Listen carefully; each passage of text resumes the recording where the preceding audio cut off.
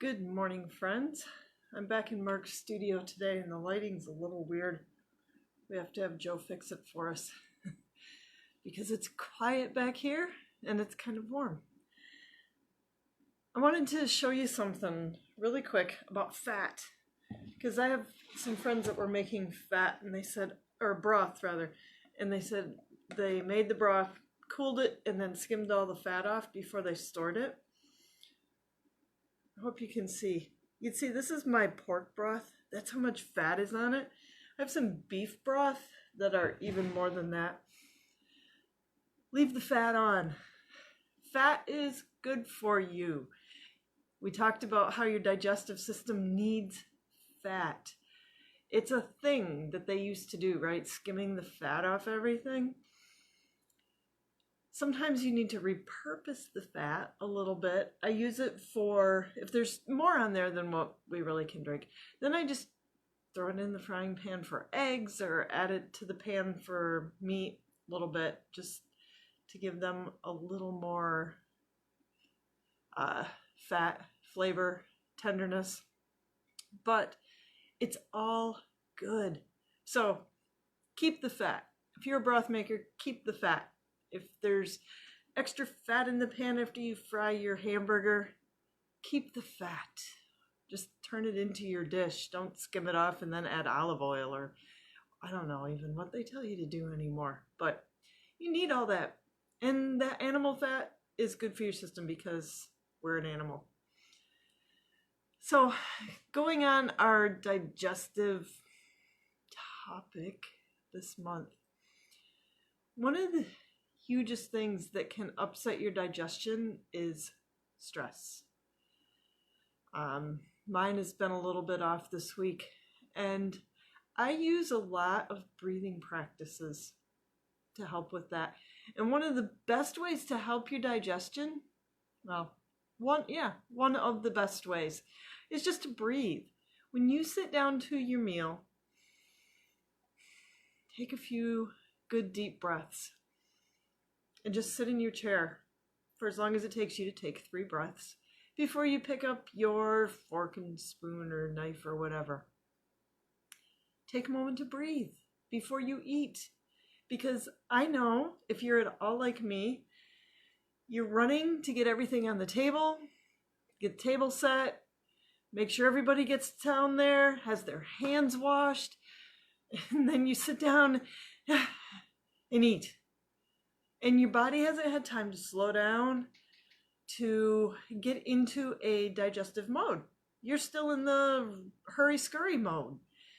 So you can't digest well. And then as you're eating, you're making sure that people get what they need and cut food or jump up and down for what people forget or you forgot or what. You know, it goes on and you hurry and scurry through the whole meal. We do. Because I do the same thing if I don't watch myself and bring awareness to it. So breathing though, it slows you down. Just a good deep breath. And cycles of 3. 3 is a reset number. It resets. Number of perfection too, I think. Or completeness. Anyway, 3 deep breaths helps reset your system from your sympathetic hurry-scurry into your parasympathetic rest and digest mode so that your digestive system can actually work. When you get done eating, take a few deep breaths before you jump up to clear the table. Better yet, if you can, have tea or coffee ready and just sit there and sip your drink and talk with people for a few minutes, 5-10 minutes after you're done eating. Again, that keeps you in your parasympathetic nervous system so that your stomach and your intestines can do their work before you jump up again and get going again. When you're satisfied, push your plate away, but sitting there doesn't mean that you have to keep grazing. Just sit there and continue to let your digestive system do its work. It's a trick sometimes, but I know you can do it. 3 deep breaths. That's it. Another, I'll share with you one other one besides that, because I have used this one for relaxing before in the evening, but I've started doing it in the pool too in the mornings because it's cold. It's ice water, literally ice water that I'm getting into. And I thought, oh yeah, this is that breath that helps you relax, because I stay in until my panic drops. Because yeah, you get a nice cold water and your body's first thing is, ah, sure enough. But I stay in until I'm done panicking. That breath is the ah breath. You can do that too if you're eating by yourself or you don't mind everyone hearing you.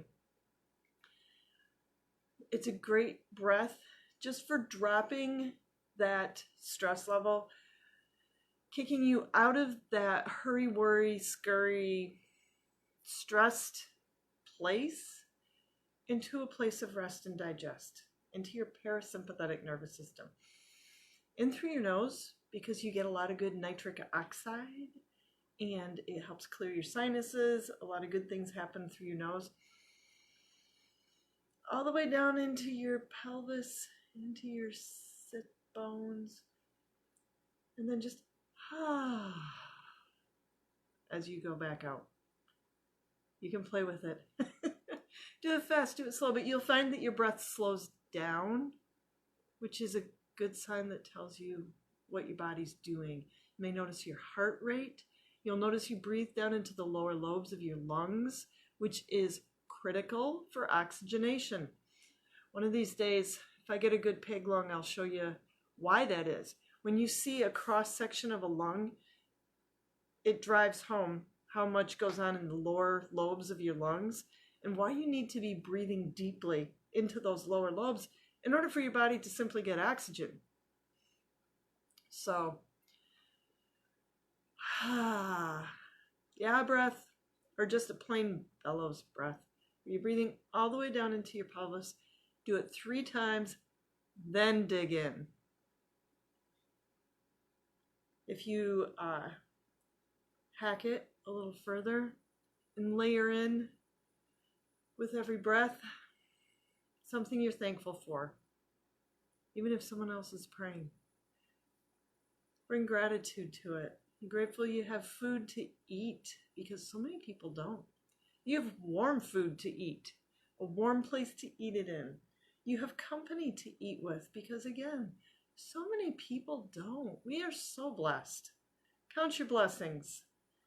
Your life is sufficient for you. And as soon as you get that, that's another thing that helps your digestion. So that's a topic for another day though. So eat your fat, breathe deeply. You'll find that your guts work better. Everything's better. So have a great and abundant week.